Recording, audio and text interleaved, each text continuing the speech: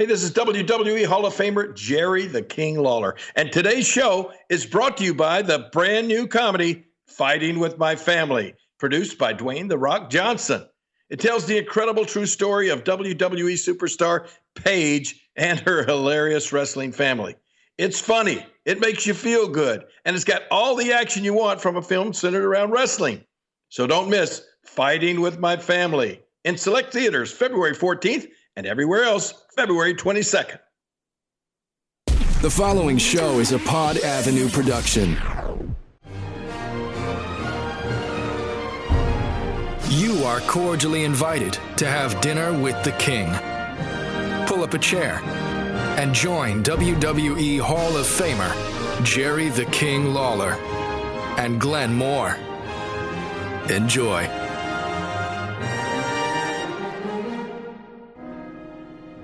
It's Dinner with the King, episode number 84. I'm Glenn Moore, joined here by WWE Hall of Famer, the host with the most. Oh, the host with the most is still here. I can't believe it. He's still here. Jerry the King Lawler. A lot of great feedback from last week's podcast about the cool bad guy and offering, well, Jerry, you were a cool bad guy back in the day, and people were reminiscing and had some tweets at Dinner with the King about some promos that you did as a cool bad guy. I saw those promos. They were, I mean, not the promos. Of course, I did the promos, but I saw those tweets. That was cool. I love it when people tweet out, you know, what they think of the podcast. That's always a lot of fun. Yeah. And if you want, I'd try to retweet you and get your handle out there to like 1.5 million people. So you got to brag about that. I got to throw that out there. Huh? Excuse me. Well, you had a little late in the week here. Tomorrow, Saturday night, you're going to be in the Thunderdome between you and Matt Riviera at the Oman Arena in Jackson, Tennessee. Are you doing any special prep work for that, King? What do you mean? You mean like physical prep work, or like you're about the match? Yeah, or doing what? some sprints, doing some heavy lifting. I mean, it's a cage. You got to be extra ready, right? Well, you don't need to do any sprints for the cage because that's one thing about the cage. That's why you have a cage, so you can't run. You cannot run in a cage. Nobody can run in. Nobody can run out. So, no, I don't need to do any sprinting. I don't know about heavy lifting. I've seen this cage. I was up in Jackson doing a TV show for Burt Prentice, and they had the cage set up around the ring to do some promos and some interviews in. It is a very, very impressive cage. This thing is 30 feet long. From on the side, from side to each side, it's 30 feet long, and I don't know maybe 20 feet tall or high. It's a really cool cage. It's a good, nice cage. This is the first time it's ever been used. Mike Samples built this cage, and Mike Samples builds rings and cages and things, and he really, really did a great job on this. I'm looking forward to being in it. Matt Riviera, however, I don't think he's going to like it. We talked about being cool heel or bad guys and that sort of thing. And Matt Riviera, he's really not known to a lot of people around. I mean, he's from somewhere over in Arkansas, and probably his biggest claim to fame before he got into wrestling. I guess he always wanted to be a wrestler, but he was actually on the show. I think it was Who Wants to Marry a Millionaire? You ever remember that show? What? No. Yeah. Matt Riviera? Oh, yeah. Matt Riviera was on that show. Wow. Can you look that up? See if I'm typing it in right now, King, on my fancy dancy you know what? I'm not sure if it was one of those shows like that, but it seems like it was Megan Wants a Millionaire. Megan Wants a Millionaire. Was that it? The show's premise was that reality show contestant Megan Hauserman would eliminate contestants one by one until she chose the winner, whom she would marry. And they had a bunch of guys that were legitimate millionaires, and that's how I first came to know anything about Matt Riviera. The guy's a millionaire. Oh my God, he's worth $5.5 million. Look at that. That's more than you. No, that's not more than me. Come on, wait a minute. Hook me up there on celebrityworth.com. Let's see if it has that gone down since the last American Express. No, you know who you can hook me up. You can just Google me on Forbes. You didn't hear me, King, did you? No, what'd you say? I said, has your value gone down since the last American Express bill? Yeah, you're not kidding. Lord's in the other room. Be quiet. Celebrity value. Here we go. Celebrity net worth. Here we go. Jerry Lawler. This is all public information. Let's see. What do you guys, King? What do you think your value is on this website? I don't know. The last time I checked, I thought it said like $7 million. Oh my God. What? $7 million. Is that what it says? Yeah, $7 million. That's what it says. Well, there you go. Michael Cole's on here too. How much is Michael Cole worth? $4 million. Woo-wee. Bill Dundee's on here. Oh, what's Bill worth? Bill Dundee is worth $1 million. Wow, dead or alive? Jesus. Andy Kaufman's on here. His estate. Andy Kaufman's estate. What's that worth? $3 million. Oh. Jimmy Hart. Oh my God. How much is Jimmy worth? $5 million. Oh man. The Randy Savage estate. I don't know if this thing is real or not. Randy Savage's estate is worth $8 million. Let me ask you this: do you know whose estate? You're just looking at wrestlers now, but do you know whose estate is worth more than anybody's? Prince. Don't look on there. Don't look on there. Prince. Prince? Prince? No. You think Prince's estate is worth more than Elvis? anybody's? Elvis, maybe. What about Marilyn Monroe? Okay, Marilyn. Hugh Hefner? Hugh Hefner, you think? Yeah. I can tell you whose estate is worth the Beatles? most. Nope. Who? Charles Schultz. Oh, Charlie Brown. Charlie Brown, Snoopy. Well, He's the richest dead celebrity ever. Let's see his value. Charles Schultz. Well, it doesn't say.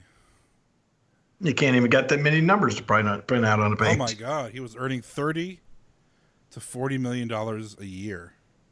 That was when he was alive, right? Yeah, and the merchandise and the endorsements and the revenues produced from the strips, more than $1 billion per year. There you go. Nobody else is in that kind of category. Jesus. Isn't that something? That's crazy. See, you learn something. This show is so educational. It's a good trivia question. Ask somebody what famous person after they've died is worth the most money? Who's the richest famous dead celebrity? Well, now and it's Charles Schultz. Well, Matt Riviera was on 2 reality TV shows. Oh, what was the other one? Millionaire Matchmaker. There you go. That was the one I was thinking of. Millionaire Matchmaker. Yeah, so he's on. How come he's always on these millionaire shows? He was really flaunting that net worth of his. I know, he's always out there. Well, anyway, here's who you're facing Saturday night, tomorrow night. Yeah, and that's what I was going to say about the fact that, we talked about what it takes to be a cool heel and all of this kind of stuff. He can't decide. He can't really figure out what he wants to be because he grew up watching Memphis wrestling, watching me and the old school wrestling that we had here around the Tennessee area. And that's what that was a big influence on him. And then, of course, nowadays it's he went through watching the different cool, the NWO and the DX and all the cool bad guys and all that sort of stuff. So he does, yeah. So he's conflicted. That's a great word. Vince McMahon loves that word, conflicted. We used to say that people were conflicted all the time on Raw, and that was fed to us by Vince. They say he's conflicted. Okay. I didn't even know what it meant for a long time, but anyway, he was conflicted. Now I do know. And Matt Riviera is conflicted. He can't decide what he wants to be. And so he's just, he's kind of the old school hair pulling, cheek to win kind of bad guy. But then by the same token, he likes to appear that he's irresistible to women and all of this cool kind of stuff. I don't know. You've met him. What do you think of this Matt Riviera guy? Well, he tried slipping me a 20 to see if I wanted to interfere in the match with you, and I was like, "Whoa, I'm his podcast co-host. I'm not going to interfere again. Ever in his match." Right. But no, I mean, he was not. I mean, he was nice to my face. I mean, I'm not sure how he is behind my back. Well, I don't know. I don't know him that well. I don't know how nice he is to anybody behind their back. He's never been nice to, he's never been nice to me behind my back or to my face. Mm-hmm. So, I'm really looking forward to this match because, the last time I was in Jackson, we had a match, Tommy Rich and I. Then we'd had to build up to this thing for years. We're finally one-on-one match. And then all of a sudden at the end, Matt Riviera comes out and screws it up, messes up the whole match, caused me to lose. He actually counted me out. Then, of course, they look back later and reversed the decision. But it just, he screwed up the whole match. So did this guy come to your house? Yeah, he's the same guy that. He came to my house, and I hear a knock on my door. He's the second. I think they may be only the. Well, no, there's been a lot of guys that came to my house. I remember back in Memphis wrestling. Oh, what was his name? Gosh, Stan Stasiak. No, what was his name? Stasiak. Yeah. Sean Stasiak. Sean Stasiak. His dad was Stan Stasiak. Sean Stasiak actually came to my house one time. We wound up fighting in my backyard. Oh my God! I remember that. They tried to set you on fire. Yes. Yeah. Bill Dundee's come to my house. A long time ago, Randy Savage came to my house when I lived in Hendersonville, Tennessee, and broke out one of my windows. Oh. Yeah. Crazy stuff, man. I wasn't home at the time, but he filmed it and then took it back and showed it on his TV. And then you're right. Then a couple years ago or so, Matt Riviera shows up at my front door here where I live now and knocks on my door, and I go out there, and here he's got a little nerd with him with a camera, and he's trying to create some heat for an upcoming match. But he's a goofball. Goofball. You know what we ought to do?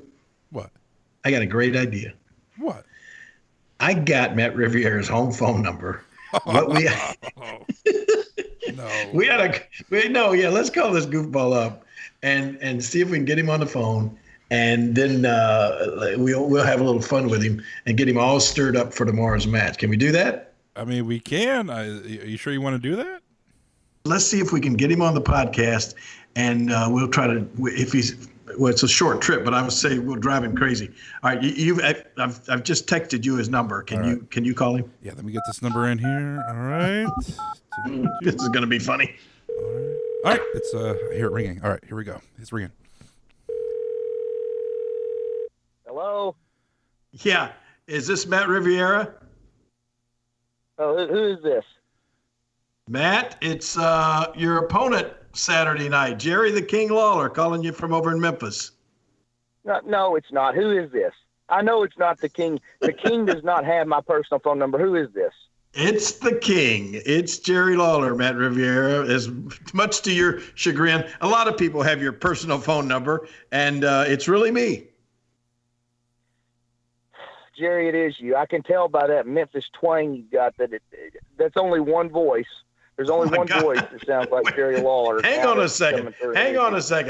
First of all, let's just get the thing off on the right foot. You're not actually talking about somebody's accent or a twang, are you?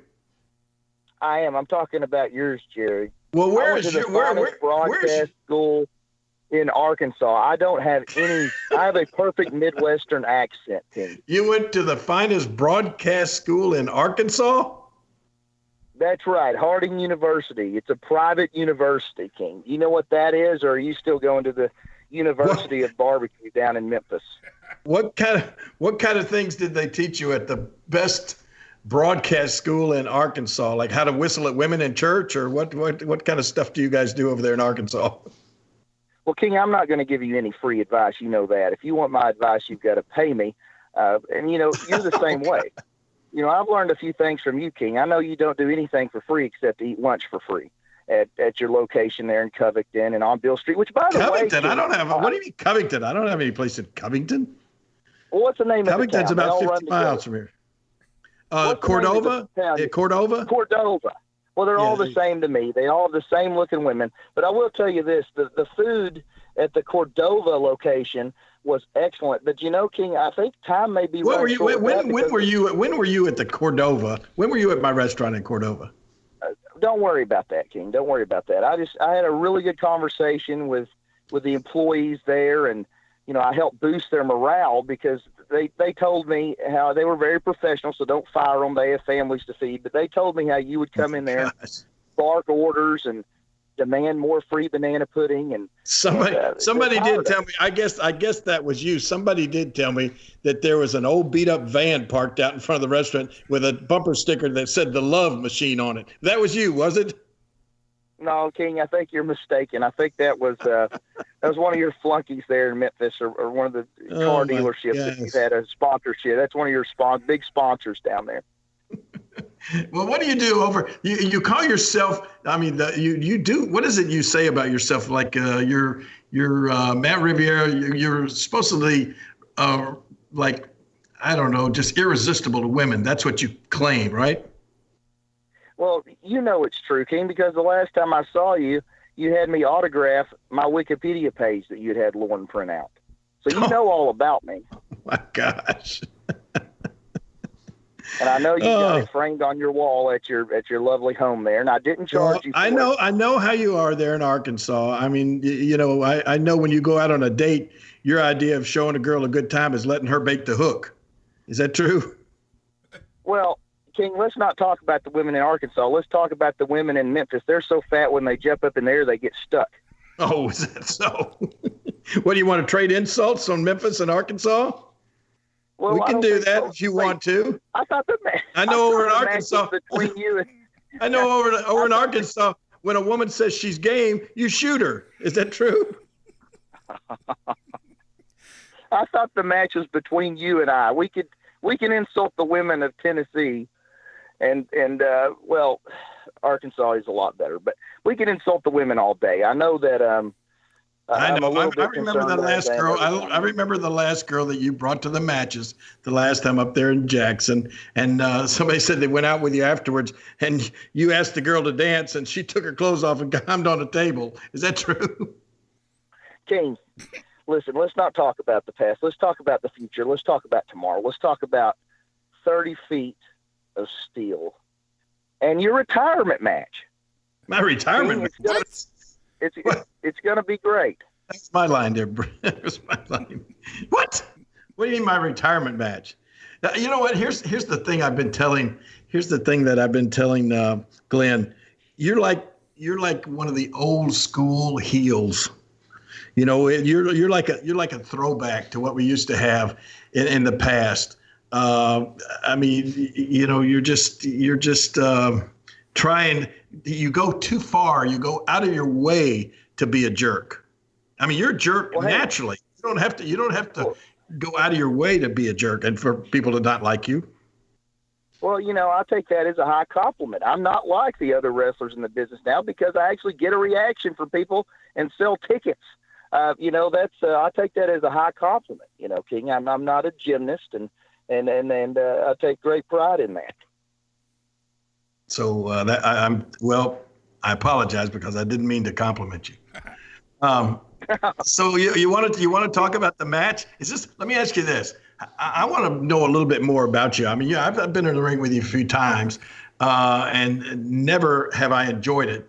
But what is this going to be the first time you've ever actually been in a cage match? Absolutely not, King. I've been in cage matches all over the world. And this is just another one. Now, 30 feet. See, there you go. There you go, Matt. Come on, all over the world. You know, we live in the age of, like you said, Google and Wikipedia, where people can look up your background and look up where all you've wrestled. And so you're going to tell me now. Tell me what country you've wrestled in out of where you talk about all over the world. What countries have you actually wrestled in, Matt? King, as usual, you're living in the past. And it's not about the past; it's about the future. And the future is tomorrow night. Let's change the subject. All right. Now let me just refresh your memory, so people know where to actually buy tickets, so that you and I can make some more money. It's at Oman Arena, Jackson, Tennessee. It's tomorrow night, 7 p.m. bell time, and it's going to be you, King, and it's going to be I in a 30-foot cage. And you can't have any of your cronies, none of the Doug Gilberts and all your old Memphis buddies. They're not going to be able to get in there. It's going to be between you and me. Now you're trying to make yourself sound like an old school guy and like you've been all over the world and you're so familiar with wrestling and everything. And then you're talking about my Memphis buddies and Memphis cronies. You know what I like about the Oman Arena? It's like a a small version of the Mid-South Coliseum that I wrestled at almost every Monday night for 20 straight years. Have you ever been inside the Mid-South Coliseum, Matt? No, Jerry, I haven't. That was before my time. Before your time, okay. So you never even set foot in the Mid-South Coliseum, but you want to talk about the history of Memphis wrestling and my Memphis buddies and everything like that. You're such a novice. You're such a I don't know. You're just, it's like you're certainly not a has-been. You never was. I mean, you really haven't accomplished anything yet in this business. So I guess that's why when you get in the ring with me in Jackson, Tennessee, you're spouting off all this garbage about how it's going to be my retirement match. Do you know, Matt, do you have any idea how many guys have come along through the years that have said, I'm going to retire the King. I'm going to put the King out of wrestling. You have any idea? Oh, yeah, I know. The first one was Abe Lincoln. Oh, really? That's a good one. Oh, that was not a good one. Oh, my gosh. So you don't have any idea, do you? Oh, yeah, I know. Okay. First was Abe Lincoln. Okay, there we go. Yeah, it does go back a long way. It's been a lot of guys that have said, and for some reason or other, I'm still in the business. Nobody's ever been able to retire me. Ripley Prim, who's that? Bruno's tried. Oh my Randy God. Hill's tried. Dutch Mantell tried. Well, what do you got out? Your old Memphis glossary now, or Memphis phone book, or where you reading these names from? Steve Kern tried. They just come to me, King. I'm a Oh, wealth of wrestling knowledge. This brain is, I don't know what percentage of wrestling it is, but King is just, I don't know what it is about your generation, King, that's just so ungrateful. I'm trying to do you a favor. I mean, it's time for you to kick back your heels. I know you go to the beach a couple I times a year. thought you were going to say it's time for you to kick my rear end. I'm going to do that, but go ahead. It's time for me to kick back and go to the beach. I do that already. Well, I go to the beach. well, but I have a home in Fort Myers, Florida, as well as Memphis, and I go to the beach often. Well, you need to, it needs to be longer than just a week. I mean, you need to be able to kick back your heels, spend some time, relax. You've gotten your nice contract from WWE. I mean, what do you have left to prove, King? What I have left to prove is that somebody like you shouldn't be in a cage match with somebody like me. And you brought this on yourself. I want you to realize that. You know what happened the last time we were in Jackson? You come out to the ring, cost me the match with Tommy Rich, a match that I've been waiting for a long time, match that had years and years of buildup. And then I got Tommy Rich covered, pinned, and then you come into the ring and cost me the match. So that's how you brought this on yourself. And so I'm going to teach you a valuable lesson. I've spent my entire life righting wrongs, Jerry, and helping the little guy. And you have bullied and treated Tommy Rich long for a really, really long time. And you went to the ring. It wasn't even fair. You had some guy in your corner during the match, and I was sitting back and I watched it, and I saw this guy interfere, choke Tommy Rich, kick Tommy Rich behind the referee's back. You cheated the entire match with your guy in your corner. And there's only so much. I mean, come on, Jerry. I'm a righteous person. I had to step in and do the right thing. And let's not even go back. Wait a minute. First of all, I have to remember this. Are you talking about Steve Tate? The guy that owns the Tate's Family Foods and everything. He was one of the sponsors. Yeah. He was one of the sponsors of the show. He's probably the reason you got paid as much as you got paid on that show. He's a really nice guy, good guy, and he volunteered because that idiot that is in anybody I wrestle. This guy is always in their corner. That Lucky Pierre or Pete. He's got so many names. I mean, he claims to be a lawyer, and all he has is all of these aliases. But anyway, he was in Tommy Rich's corner. So, yeah, I welcomed Steve Tate. He never interfered once, and that's the truth. Well, you brought something interesting to light. I was not aware Stephen Tate was a sponsor. So, I guess my vision was a little bit off there. I don't actually recall seeing Stephen Tate do anything illegal now that you said that. But let's go back to my hair, Jerry. I had talk about Go back Jerry, to what? Your Jerry hair. Curl. Oh my gosh! Hair. Please, When I had let's my don't talk about beautiful, your hair. luxurious perm, and you and Bill Dundee, My cat has coughed behind, up better looking hair than you have. and you cut my hair, Jerry. I was trying to do you a favor. Well, that makes There's two certain of us. things You know, that you need to look in a mirror every now and then, realize that, like, if I knocked out all your teeth, that would be doing you a favor. If I shaved your head, that would be doing you a favor. Do you not realize that? Well, you know, this man, you know, we're just all about favors, aren't we, Jerry? Just doing favors all the time for each other. I do a lot of favors. Well, I'll do a lot of favors for you because after this match, I'll get with Stephen Tate and we'll buy you the nicest remote control wheelchair that you can get around with no problem. When you go host the WWE Hall of Fame next year, they won't have to wheel you out. You can do it all on your own accord. I know travel's tough for anybody, especially if they're in a wheelchair. So I'll get with Stephen Tate and we'll get all that together. So that'll be another favor. And I know there's some nice food delivery services there if the barbecue restaurant doesn't want to let you polish off their banana pudding anymore. I'm going to help you out with that. Okay. So there'll be no need for waivers to be signed. This is me talking to you, man to man, a man who does favors like you try to do for me. I'm going to do them for you. So after the match, you have nothing to worry about. You're going to be well taken care of. Well, I really appreciate that coming from a guy like you. Glenn, have you met Matt Riviera? I have. All I keep hearing is, passing the torch, that he's going to force you to pass the torch to him so he can carry it for, Tennessee wrestling. I don't see it happening, but he keeps talking about the torch. The torch. Well, the torch at this point has been tainted, so he likes long wooden things. Remember that time? Remember that time? He likes torches, long wooden things. Remember that time we saw him using a back scratcher down his pants? Jesus. He's not right, I'm telling you. Have you ever met his parents? Have you ever met his parents? I have not. Glenn, you have not? Well, his father lives in a nice gated community. Ooh. Prison. Oh, it's a prison. Jeez. But anyway, I mean, it's I don't know, Matt. I think the best thing to do is just stop all this talking and quit insulting each other and quit complaining and all of this kind of stuff and making all of these threats like you're gonna do and what all you're gonna do to me. And let's just have the match tomorrow night or Saturday night in Jackson, Tennessee. Well, King, I've already told you what I'm willing to do after the match because everyone knows how it's going to end. Okay. And I look forward to helping you enjoy your retirement.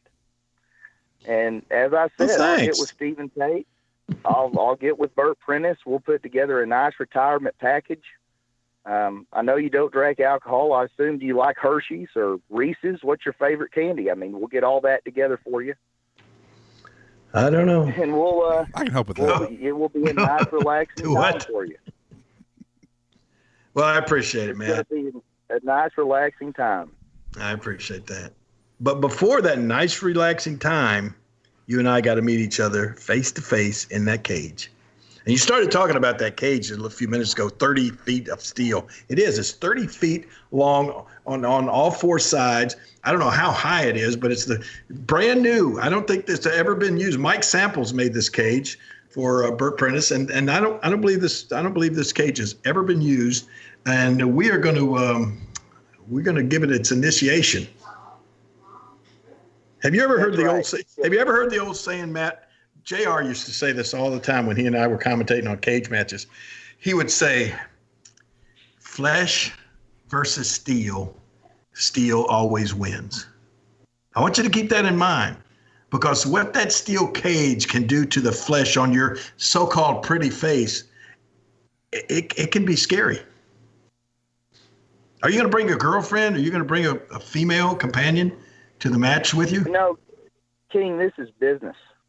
Oh, okay. And I don't let women interfere with business. But, it's interesting you bring up Jim Ross. I actually had an email from him earlier this week, and he asked me to take it easy on you.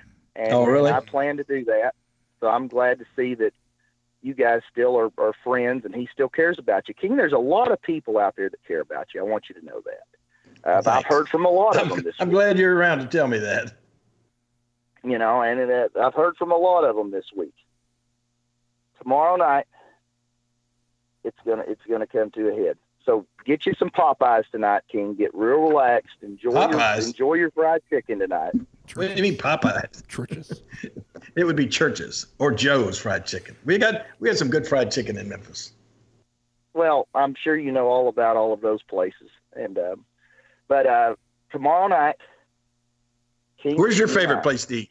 Somebody told me they saw you and your girlfriend changing a diaper on a Denny's table one time. Is that true? Jesus. Every time we talk, all you want to talk about is food. Food. Well, you're the one that brought it up. I was going to ask you, where's your favorite place to eat? This is Dinner with the King. You got to eat. Well, you have to eat to live. I've got a lot of favorite places to eat. Really?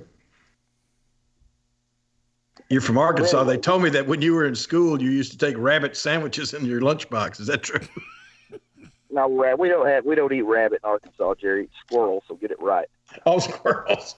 You used to take a squirrel sandwich to school? Jerry, again, what? You're going back to the past. It's always about the past. And the future. And I'm not going to be the new king of Memphis after this. I mean, I know that's true. Memphis isn't really, worthy of a king. And I'll say this, Jerry, I will give you a compliment. You're the best thing that Memphis has to offer this year. All the legends in Memphis and all the great things in Memphis, from my experience, are no more. So I will give you that. You're what's best that's left in Memphis, and you're going to come up to Jackson, Tennessee, and I'm sure a lot of your Memphis friends and family are going to be there, and they're going to see your last match. That's why they're all coming. They know it's going to be. I can assure you this is not going to be my last match. I just did an interview this morning for the radio station in Jackson, or up around Jackson, for an upcoming match in Camden, Tennessee, which is not all that far from Jackson. So I got matches coming up, man. I'm going to be the very next week on the 22nd, as a matter of fact. I'm going to be in Camden, Tennessee. So what about that? What I'll do, Jerry. Well, I'm a giving man, and I'll get with Burt Prentice, and I'll be happy to fill all those dates for you. Wow. You're a giving man. A problem. Oh, okay. I'm a giving man. I'll do it for the same price that you would have. I'm not even going to upcharge him as a last-minute thing. Well, all right, Matt. I guess we've talked enough about this. Anything else you want to talk about? You know what they say, Jerry? Talk is cheap, and so are you. I'll see you in the Omen Arena. I'm going to see you in 30-foot cage.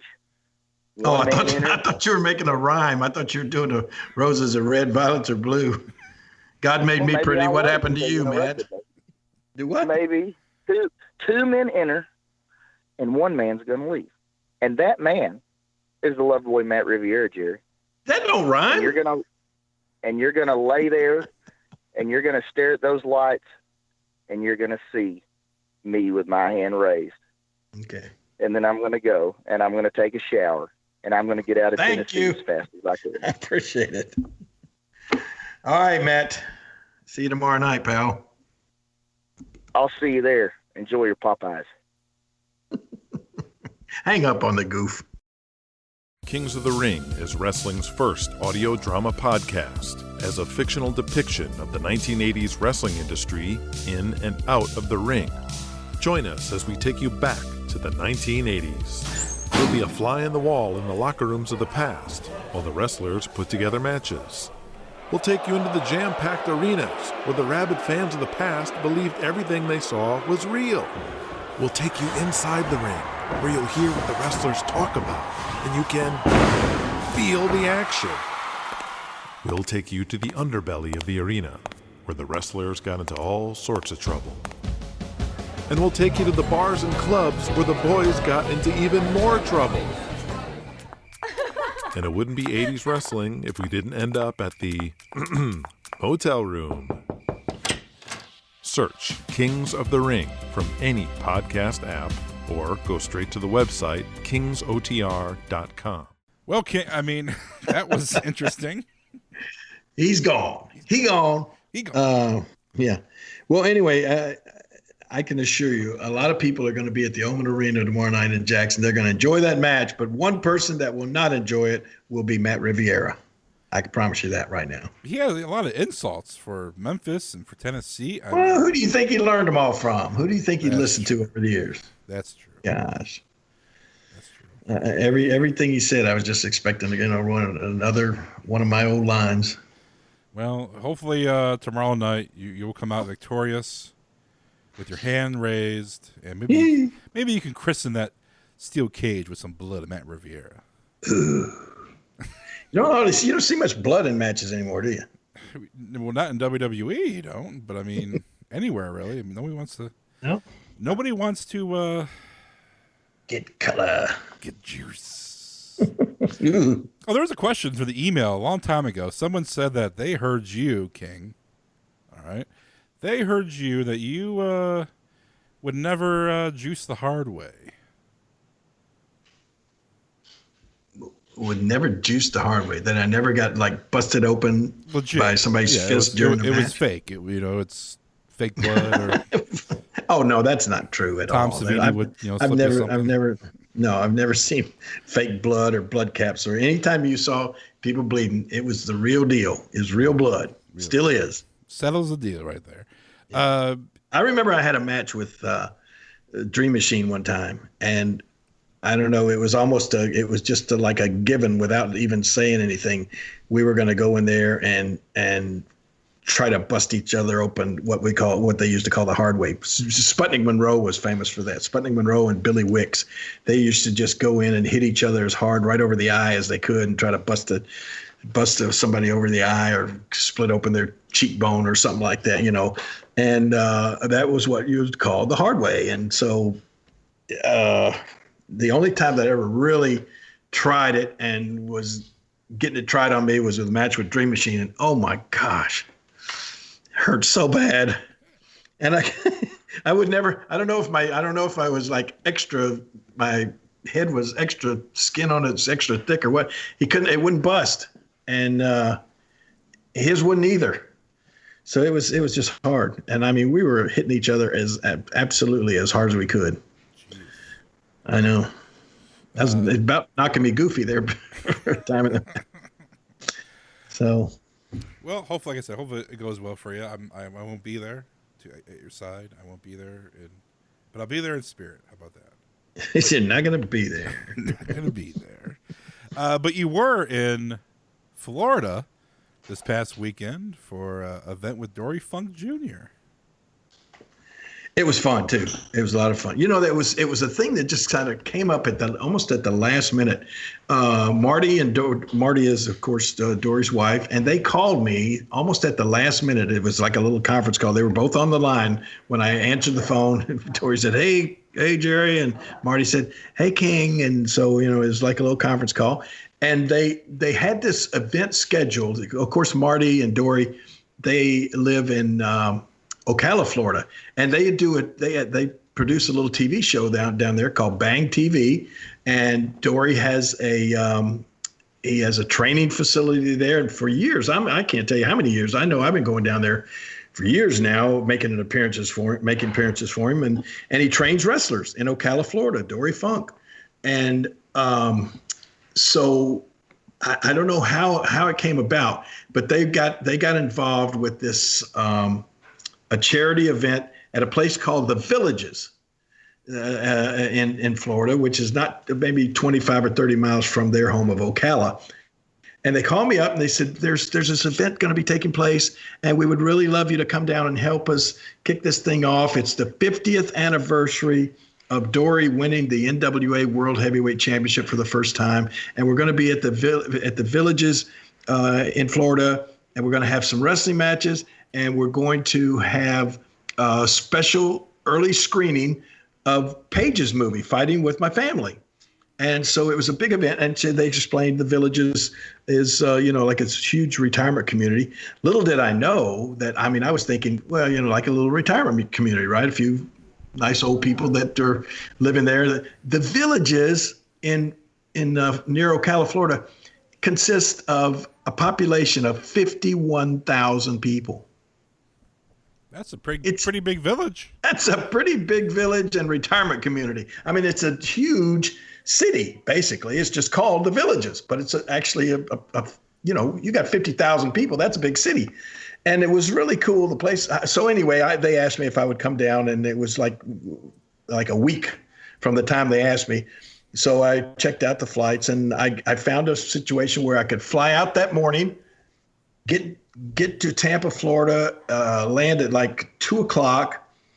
They had a Ocala sheriff's deputy pick me up at the airport at 2:00 in Tampa, drive me. It took like 58 minutes, it seemed like, from the time we left the airport to the time we pulled in at the Villages. He zoomed me right up the interstate there, and we got there at like 3:00.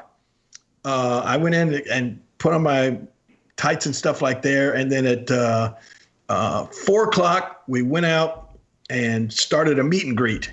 Me and Dory Funk and the other wrestlers that were there on hand. We did a 1-hour meet and greet from 4 to 5, and just. Man, the people just kept coming, and we're signing all these pictures and taking pictures with everybody.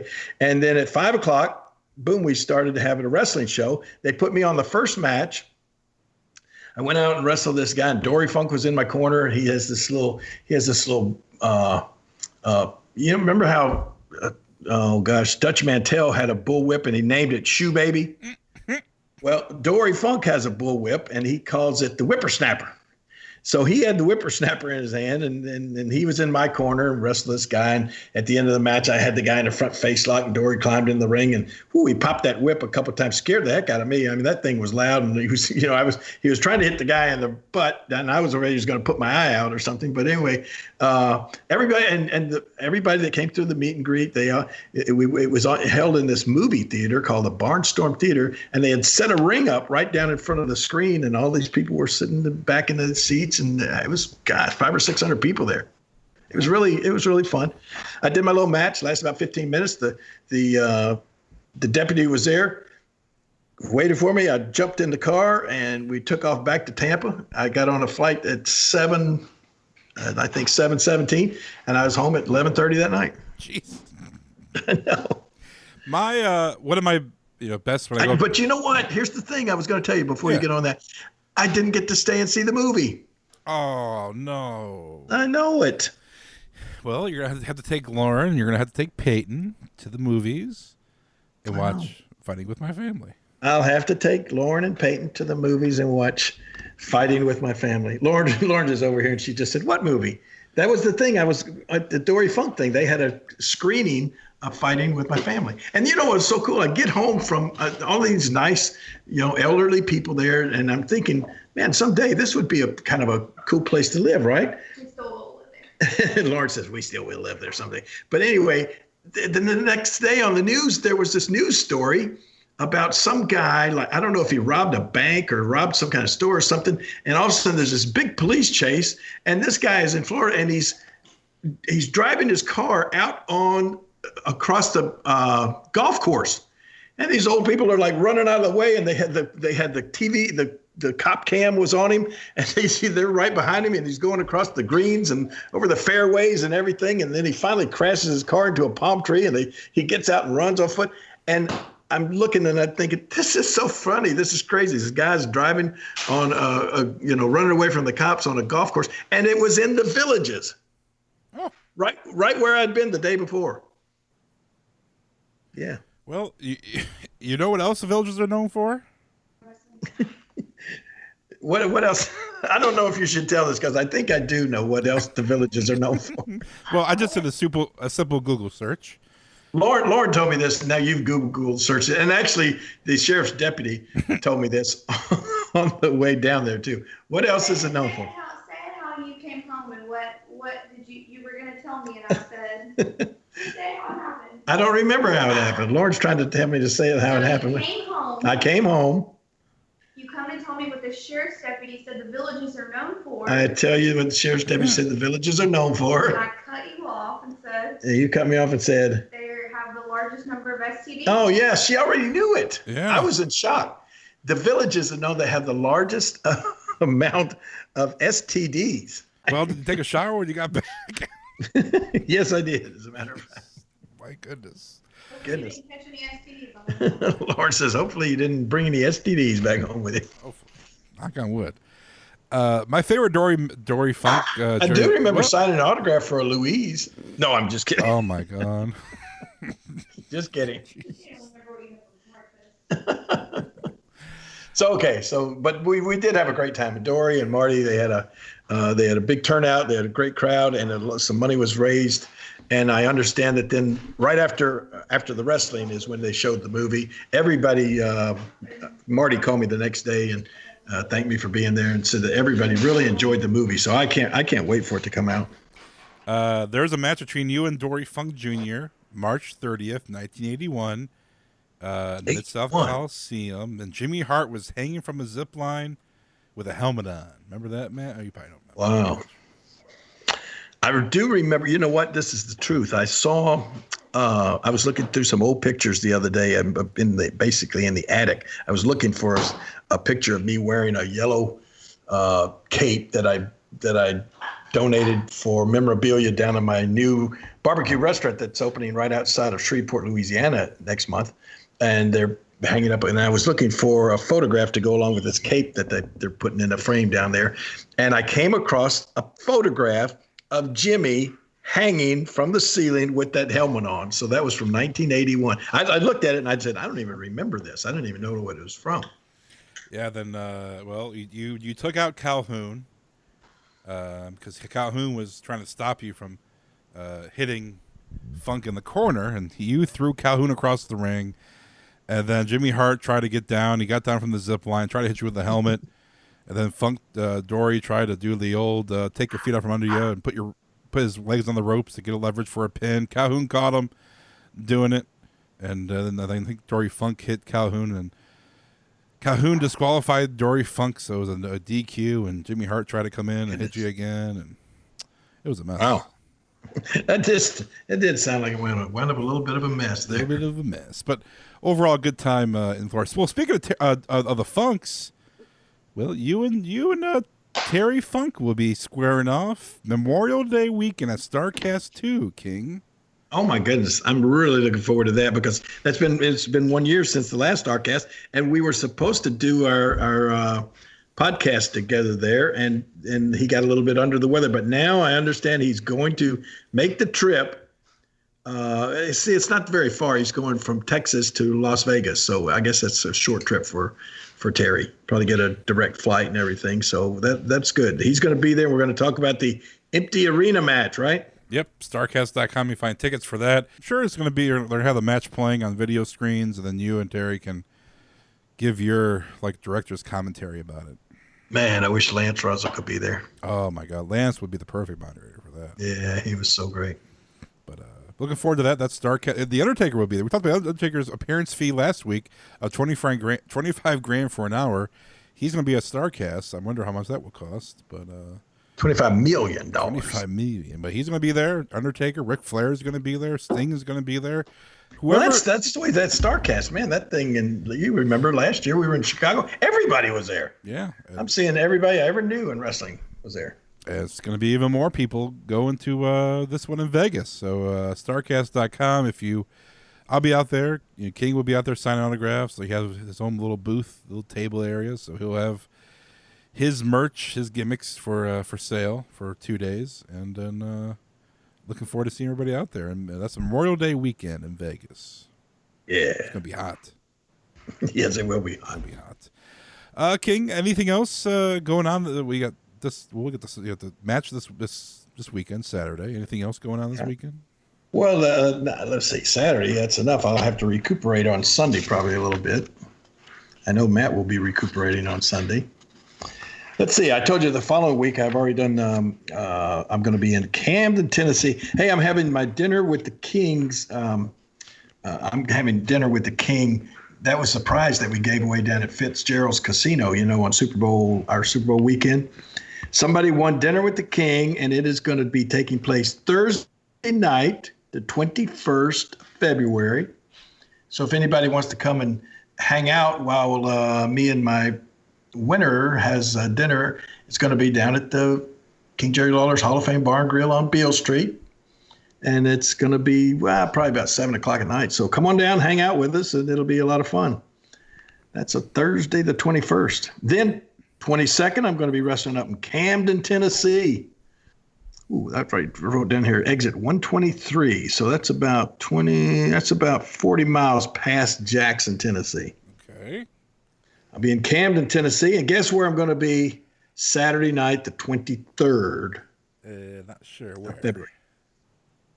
Saturday night, the 23rd, I'm going to be at FedEx Forum watching You Wanted the Greatest Band in the World. You got it. Kiss. Oh, did you get the tickets? Yes, sir. Of course. I'm the king. Of course I get tickets. All right. Kiss in Memphis. Kiss in Memphis. Can't wait. 23rd of February. There you go. Well, I've seen Kiss. I think I've seen Kiss 1, 2, 3. I think I've seen them 4 times live. Oh, wow. Oh, really good. I mean, I moved some all the way back when they were first getting started in like the, I don't know, maybe late 70s or something like that. that's a long time ago. Coliseum. Then I saw them at the Pyramid. And then I saw them in Fort Myers. And I may have seen them twice at the Coliseum. Oh. Yeah. Well, I've seen them 0 times. Well, you should make it a point because it's the greatest show that I've ever seen. Really? Yep. Well, there you go. All right. Well, we're on all the podcast applications. We're on Twitter, Instagram, Facebook, all the social media. King, you'll be facing Matt Riviera with this podcast releasing tonight. So tomorrow night, Saturday the 16th, February 16th, in the Thunderdome. Tickets still available at the Omen Arena, day of the show. Yep. Check out the King and Matt Riviera. We heard him on the podcast earlier. Hopefully, King, you get a win. Hopefully. And King, WrestleMania season's coming up. We got a couple months to WrestleMania. Yes, looking forward to that. So we'll be talking about that in the next couple weeks. We have some surprise guests coming on the show as well. Uh-oh. Surprise to me? Surprise the King, yeah. Oh, boy. Here we go. I love this. So, King, final word, buddy. Final word. Let's see. I asked Matt Riviera if he had ever had one of his teeth knocked out in a match.